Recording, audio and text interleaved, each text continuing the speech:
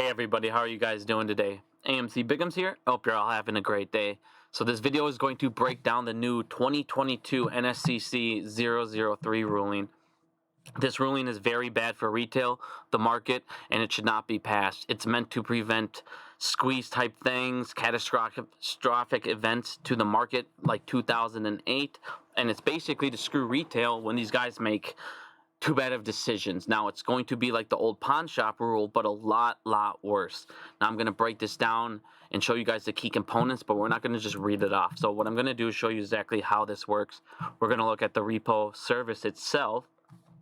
We're also going to look at the company, Broadridge, who actually is the #1 provider of these SFTs and have been cleared for it. So they're going to be running all of this.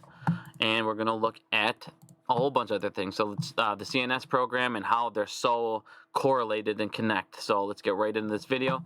If you guys read this whole filing, you'll actually see they talk about the CNS program and they basically run the same way. Now, the way these things work is you're going to have, I'll show you how the CNS program works first, very simply. You have a market maker or a bank, and they're going to come to a major bank, an ISDA-related bank, and they're going to use an ATS system that they have, that the DTCC runs, and it's going to be called the CNS. Now, the way you can think of that is you got Citadel Connect, okay? That's the easiest version I can think of for you. So it's like a Citadel Connect for banks. Now, when they go through this, they can take out synthetic shares and they can open up naked short positions for, there's benefits through this, as you guys can see here. Members can exempt certain short positions to avoid segregation violations and effectively meet other needs. So if they need to open up a short position and fill another share, they can open up temporary short positions inside the CNS program. And they don't have to pay them back.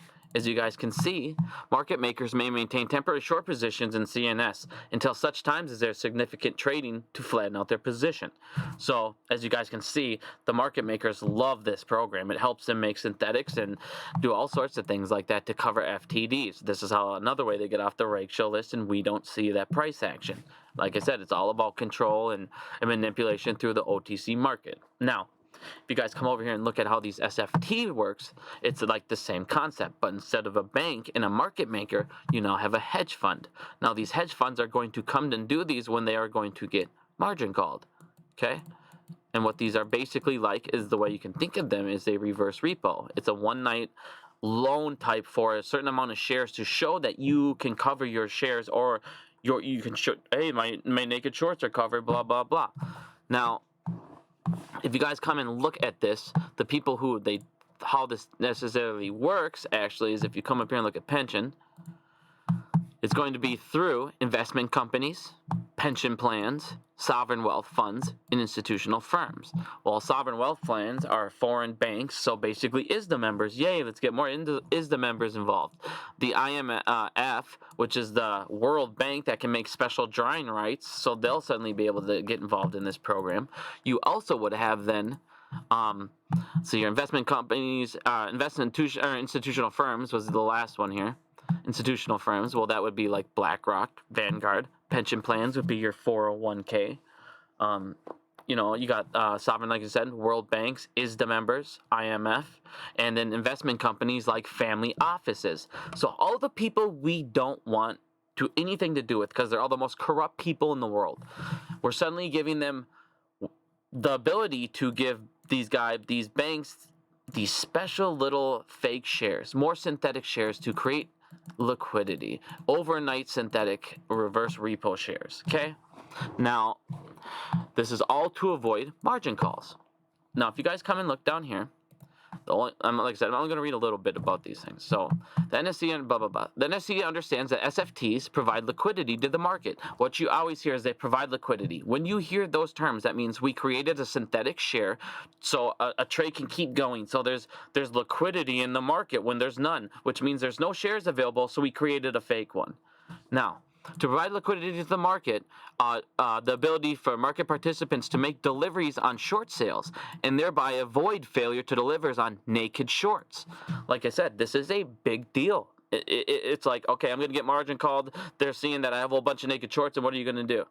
Well, I'm just going to open up a whole bunch of SFTs instead of getting margin called, and I can pay a little small fee And guess who gets it? The world's richest people, the world's most corrupt. It's like a quick way for them to like, hey, here's a quick get out of jail free card. Now, if you guys look at this, it talks about the squeeze potential. As described above, to an extent, SST is scheduled on a particular date. So they have settlement dates for these. So it's the next settlement date, right? But in particular cases, as a benefit, this particular date does not occur whether directly through a pair of off in accordance with Section 8, which we'll go over in a second, that could potentially be a result of a squeeze or other market dislocations. So it's like basically if a squeeze is happening, it seems like that final settlement date for these suddenly can get kicked down the road a little bit. Like I said, it's like all these things to make it so, if you look down here, massive fire sales don't happen. It's about 2008, which we'll get into in a second. It's about the collateral that these guys, the cash collateral that these institutions put down in 2008. And when all these things were selling off and people are trying to get out of the market, all those institutions ran in. They needed that cash collateral, and with that was crashing everything.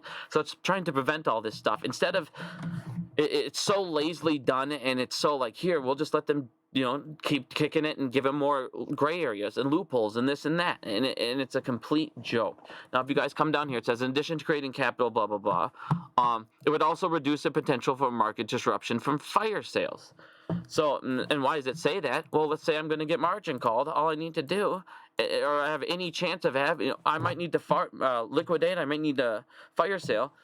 Why? It'd be cheaper for me to just come over here, borrow these super rich guys some more money quick, get some of these fake things, so the regulator is like, oh, you're good to go. And what do you know? More kicking the can down the road.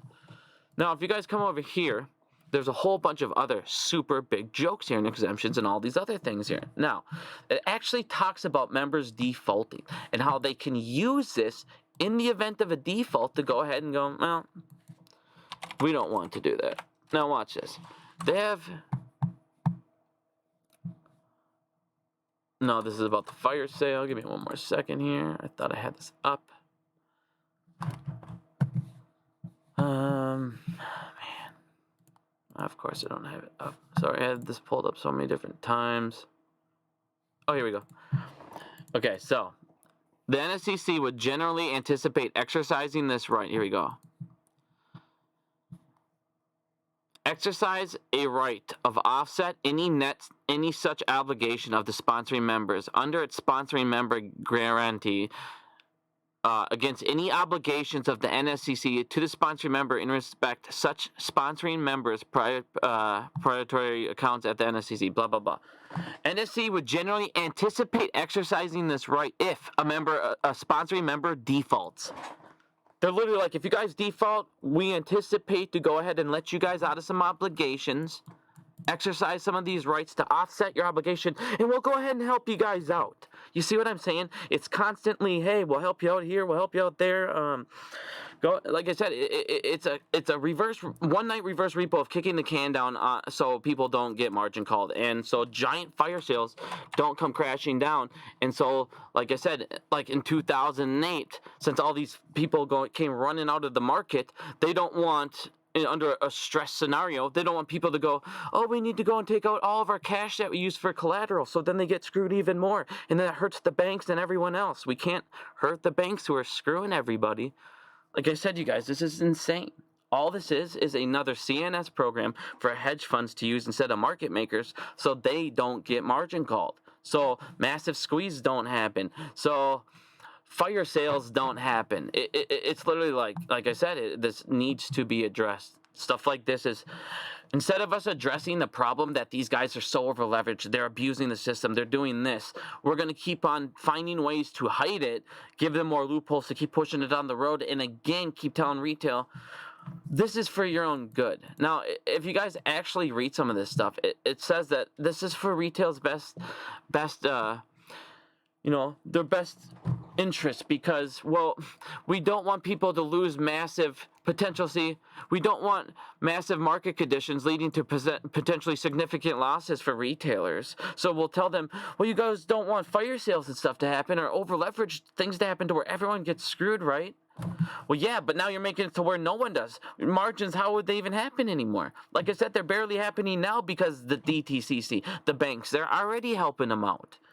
Like I said, this is just way more stuff. And they already talked about them being unbought in and unreturned SFTs. So it's like there's conditions where they can, like I said, don't have to return these for a specific amount of time, so they can. And on top of that, if you guys look deeper into this, like I said, I don't want to keep digging into this so much, but there's certain things where they're like, all right, if we don't want to go ahead and like do net obligation overnight, it's too much of a pain, we'll go ahead and we can just keep opening these down the road until we get to further positions if you want to do this. And it's just like, dude, like I said, it's just a complete joke. Whenever they know, and like we went over earlier, these regulators call them ahead of time, so all they're going to do is come on over here and be like, well, I need some of these. And like we saw earlier, any time that they are going to be screwed, they can come on over here then, and they'll go ahead and help them out, and they'll give them those special exclusions. Like I said, it says that they literally expect to do it, to give them those exclusions. It's benefits. Just like if you come over here and look at, there's benefits to the CNS program. Like I said, they can exempt certain short positions, just like these guys. They can, exempt these short positions by grabbing SFTs. They're covered for a day. You see what I mean? It's a complete joke. Same thing. Failed positions that aren't closed are marked to market daily, and they're re-netted in new transactions, which reduces risk. Regardless of volume, CNS members on a daily basis are put to one long and one short position. What this means is they don't care what shares you're getting. They don't care. They care about how much they cost. It's a net settlement. It's all about the settlement. It's all about the net. It's all about getting it equaled out inside this money-wise. And that's what I'm saying. These programs are complete jokes. They're just complete jokes. If you guys look over here, Broadridge is actually going to be the main company. They actually talk about their repo service. I'm going to go ahead and put this on the bottom.